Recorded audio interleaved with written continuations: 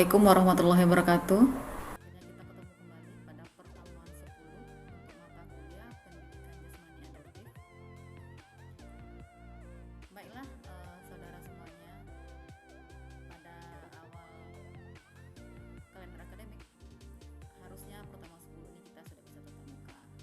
Namun kasus COVID di Sumatera Barat masih tinggi sehingga kita tidak bisa perkuliahan secara langsung dan perkuliahan tetap dilanjutkan secara daring. Namun itu semua tidak menurunkan semangat saudara ya untuk mengikuti perkuliahan. Mudah-mudahan saudara bisa belajar secara mandiri dan tetap semangat, jaga kesehatan.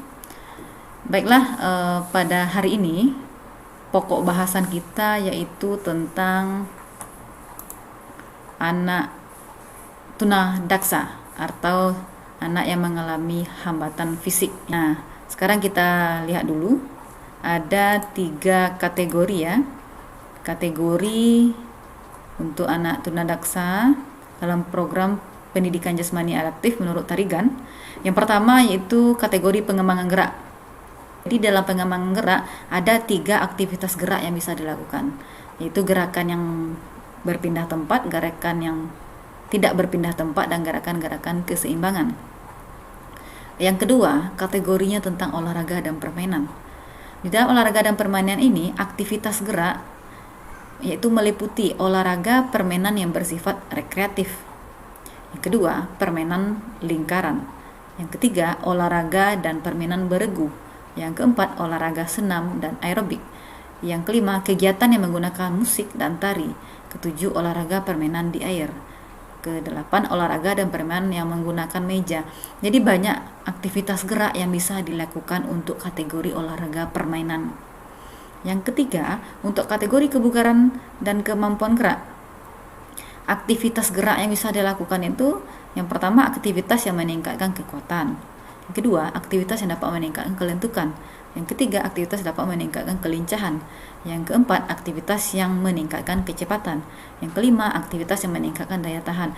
Jadi untuk kebugaran dan kemampuan gerak ini, aktivitasnya yaitu yang berhubungan dengan kemampuan gerak yang berhubungan dengan fisik. Mungkin saudara sudah bisa paham macam-macam kondisi fisik ya, karena pada umumnya setiap perkuliahan, mata kuliah lain pun ada diajarkan tentang macam-macam kondisi fisik. Kita lanjut. Nah, sekarang kita membahas tentang anak tunadaksa. Saudara mungkin sering lihat ya, orang ada yang cacat fisik. Cacat fisik itu macam-macam penyebabnya. Nah, untuk anak tunadaksa secara spesifik itu suatu bentuk kelainan atau kecacatan pada sistem otot, tulang, persendian, dan saraf yang disebabkan oleh penyakit, virus, dan kecelakaan baik yang terjadi sebelum lahir, saat lahir, maupun setelah kelahiran. Jadi macam-macam penyebab orang untuk terjadinya tunadaksa tersebut. Nah, tunadaksa itu berasal dari kata tuna yang berarti rugi atau kurang, dan daksa yang berarti tubuh. Dapat disimpulkan bahwa adanya kekurangan atau ada kekurangan di dalam fisik seseorang, itu dikatakan tunadaksa. Nah, 3 fase gangguan atau kerusakan yang terjadi pada anak tunadaksa yaitu sebelum lahir, fase prenatal. Berarti sebelum lahir bisa saja nanti penyebabnya ya ketika dia masih dalam kandungan ya, macam-macam itu penyebabnya, kadang ada pengaruh obat ya, macam-macam. Yang kedua, ada saat kelahiran. Saat kelahiran itu maksudnya ketika seorang ibu melahirkan, bisa saja terjadi kecelakaan sehingga bisa menyebabkan anak tersebut tunadaksa. Karena yang bekerja baik itu di dokter ya, itu juga manusia, terkadang ada juga kesalahan yang bisa atau disebut dengan human error ya, bisa saja menyebabkan anak jadi tunadaksa, tapi itu sangat jarang sekali ya kita temukan. Yang ketiga, sesudah proses kelahiran atau phase postnatal. Nah, ini paling banyak sering kita lihat. Ada terjadi kecelakaan motor, banyak juga tuh mahasiswa kita yang terjadi cacat fisik setelah kelahiran. Kemudian ada tangannya patah, ada kakinya patah atau harus diamputasi, macam-macam yang terjadi ketika untuk kecelakaan ini, fase ketika lahir. Nah, klasifikasi anak tunadaksa yaitu ada di sini 2 kelainan ya, kelainan pada sistem cerebral atau cerebral system. Yang kedua, kelainan pada sistem otot dan otot dan rangka atau musculoskeletal system. Nah, apa yang dimaksud dengan kelainan pada sistem cerebral system? Artinya itu adalah penyandang kelainan pada sistem cerebral, kelainan yang terletak pada sistem saraf pusat, seperti cerebral palsy atau CP, atau kelumpuhan otak. Yang cerebral palsy ditandai oleh adanya kelainan gerak, sikap, atau bentuk tubuh, dan gangguan koordinasi, kadang-kadang disertai gangguan psikologis dan sensoris yang disebabkan oleh adanya kerusakan atau kecacatan pada masa perkembangan otak. Kelainan yang kedua itu kelainan pada sistem otot dan rangka, atau ini disingkat dengan musculoskeletal system. Penggolongan anak tunadaksa ke dalam kelompok sistem otot dan rangka didasarkan pada letak penyebab kelainan anggota tubuh yang mengalami kelainan, yaitu seperti kaki, tangan, dan sendi, dan tulang belakang. Ini dia golongan untuk anak tunadaksa. Jadi anak tunadaksa itu juga memiliki beberapa golongan atau disebut dengan tingkatan ya. Ada yang golongannya tuh ringan, ada yang sedang, ada yang berat. Apa yang dimaksud dengan anak tunadaksa golongan ringan? Nah, ini dia mereka yang dapat berjalan tanpa menggunakan alat, berbicara secara tegas, dapat menolong dirinya sendiri dalam kehidupan sehari-hari. Ada kita lihat terkadang fisik jarinya ada yang cacat, terkadang kelingkingnya, kadang ada yang pendek, ya macam-macam untuk kelainan fisik. Saudara bisa mengamati nanti di lingkungan sekitar ya. Yang kedua, kategori golongan sedang. Mereka yang membutuhkan treatment atau latihan khusus untuk berbicara, berjalan, dan mengurus dirinya sendiri. Golongan ini memerlukan alat-alat khusus untuk membantu gerakannya. Ada kita lihat orang-orang untuk berjalan tuh dia menggunakan tongkat atau menggunakan kaki palsu, itu sudah termasuk kategorinya sedang ya. Yang ketiga itu golongan tunadaksa yang berat. Dia membutuhkan perawatan dalam ambulasi, bicara dan menolong dirinya sendiri. Mereka tidak dapat hidup mandiri di tengah-tengah masyarakat. Dia harus ada orang yang merawat secara khusus sehingga dia baru bisa beraktivitas. Dia tidak bisa menolong dirinya sendiri. Ini udah kategori berat. Kalau di sekolah kita lihat untuk di sekolah inklusi itu ya macam-macam. Ada yang menggunakan kursi roda, ada yang ya bisa dikatakan kalau di sekolah lebih sering golongan tunadaksa satu yang ringan dengan sedang, itu yang sering kita temui. Baik, kita lanjutkan. Tujuan dari pendidikan jasmani adaptif ini khusus untuk anak tunadaksa. Itu hakikat anak tunadaksa atau cacat tubuh adalah kelainan pada tulang, otot atau sendi, anggota gerak, dan tubuh. Kelumpuhan pada anggota-anggota gerak dan tubuh, tidak ada atau tidak lengkapnya anggota gerak atas dan anggota gerak bawah sehingga menimbulkan gangguan gerak. Nah, tujuannya apa? Di dalam pendidikan jasmani adaptif ini untuk anak tunadaksa itu harus dapat memberikan kebahagiaan bagi anak dengan kebutuhan khusus, memberi pengalaman bermain yang menyenangkan. Yang kedua, dapat membantu siswa mencapai kemampuan dan latihan fisik sesuai dengan keterbatasannya. Yang ketiga, dapat memberi banyak kesempatan mempelajari keterampilan-keterampilan yang sesuai dengan orang-orang yang memiliki kelainan untuk meraih sukses.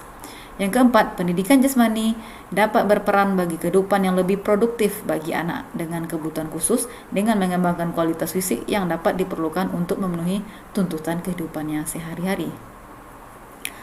Baik, kita lanjutkan, yaitu materi kita tentang pendekatan pembelajaran yang bisa digunakan dalam anak tunadaksa. Pendekatan pembelajaran dapat kita pahami bahwa pembelajaran itu merupakan proses interaksi antara guru dan siswa tentang hal-hal yang dipelajari dengan mengupayakan keterlibatan siswa secara aktif untuk mencapai tujuan pembelajaran. Dalam hubungan ini perlu menggunakan strategi atau pendekatan dan teknik-teknik untuk melaksanakan proses pembelajaran tersebut. Muatan pembelajaran bina diri adalah keterampilan geraknya, maka dalam proses pembelajaran ranah yang dikembangkan adalah ranah keterampilan. Meskipun demikian tidak berarti ranah kognitif dan afektif tidak dapat dikembangkan. Sekarang kita lanjut untuk pembinaan gerak untuk anak tunadaksa itu apa sih tujuannya? Nah, di sini dapat kita lihat tujuan untuk pembinaan geraknya Yang pertama itu penguatan otot-otot yang lemah. Artinya dengan melakukan pendidikan jasmani adaptif dapat lebih memperkuat otot dari siswa tersebut. Yang kedua, pelemasan otot yang kaku. Otot yang kaku di sini adalah ketika orang sering atau jarang bergerak, maka otot-ototnya akan kaku, dia tidak memiliki kelentukan yang bagus. Maka perlunya adanya pendidikan jasmani adaptif ini. Yang ketiga, mempertahankan kekuatan otot dan mencegah atrofi dari otot. Artinya atrofi otot atau kemunduran otot berakibat pada kekuatan menjadi menurun dan atau hilang. Atrofi atau hilang karena adanya fungsi saraf yang hilang. Yang keempat, memperbaiki gerak pada persendian. Memperbaiki gerak pada persendian ini, anak-anak tunadaksa memerlukan latihan gerak tuna mengatasi masalah di sekitar sendi. Anak-anak biasanya yang mengalami permasalahan atau gangguan adalah persendian pada sendi bahu, sendi siku, sendi pergelangan tangan, sendi jari tangan, sendi pinggul, sendi lutut, dan sendi pergelangan kaki. Nah, sekarang kita lanjut yang kelima, menanamkan keterampilan lokomotor. Keterampilan lokomotor itu merupakan gerak dari suatu tempat ke tempat lain, ya, adanya perpindahan gerak kalau untuk lokomotor ini. Keterampilan dasar lokomotor ini penting diberikan pada anak-anak tunadaksa untuk melatih gerak dasar yang kemudian dikembangkan pada gerak-gerak seperti berjalan, melompat, maupun berlari. Yang keenam, menanamkan keterampilan non-lokomotor. Keterampilan non-lokomotor merupakan keterampilan untuk dapat melakukan gerakan tertentu tanpa harus bergerak pindah tempat. Artinya gerakan terjadi tanpa memindahkan tubuh dari satu tempat ke tempat lain. Bisa saja gerakan itu sambil duduk, kita melakukan gerakan tangan, gerakan kaki, gerakan badan, tapi kita tidak berpindah tempat. Yang ketujuh, itu memperbaiki koordinasi gerak tubuh. Untuk koordinasi gerak ini sangat banyak sekali. Kita sering memperhatikan ya, ketika mahasiswa melakukan suatu penelitian, dia meneliti tentang koordinasi mata dengan tangan. Gimana sih interaksi mata ketika mata melihat sesuatu, tangan langsung otomatis refleks bergerak. Nah, berbagai macam treatment yang dilakukan untuk anak tunadaksa itu ya kita berikan latihan fisik ya, latihan fisik yang ringan sesuai dengan kategori dari anak tunadaksa tersebut, sehingga akan adanya koordinasi gerakan yang bagus daripada anak-anak tersebut, sehingga adanya perbaikan dari kondisi fisik yang dimilikinya. Selanjutnya kita akan lihat contoh-contoh permainan untuk anak tunadaksa. Inilah implementasi akhir dari materi kita pada pertemuan 10 ini, yaitu saudara mampu menciptakan sebuah permainan untuk anak tunadaksa yang di dalam mata kuliah pendidikan jasmani adaptif. Baik, kita lihat untuk videonya pendidikan jasmani adaptif ini. Oke, baik, saudara bisa melihat ini ada contoh untuk permainan ya, permainan untuk anak tunadaksa.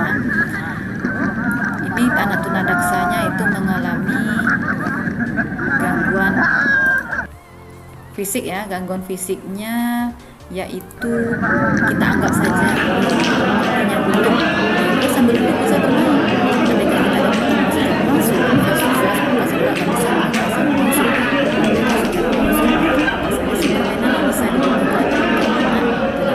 tidak mesti harus di lapangan ya. Kalau untuk permainan tunadaksa bisa saja sih di lorong kampus seperti yang saudara lihat di video ini. Dia melakukan permainan suitan sambil duduk, kemudian gerakan tangannya sebelum dia sweet, dia tepuk pahanya, kemudian dia sweet kembali. Aktivitas fisik, tangannya bergerak, badannya bergerak, dia juga happy ketika melakukan permainan tersebut. Itu akan menstimulus diri anak dari tunadaksa. Nanti saudara bisa mengambil contoh lain untuk permainan tunadaksa ini. Baik, tunggu sebentar.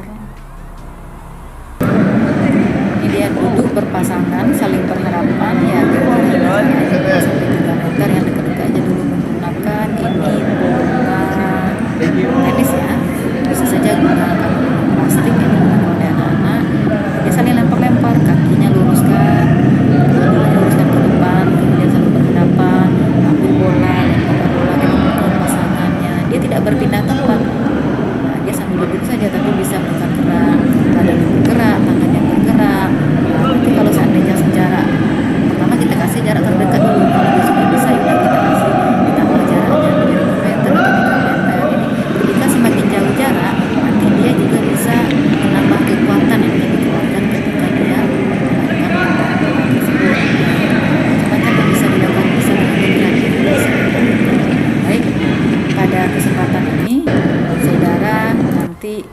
ditugaskan ya menciptakan satu permainan saja.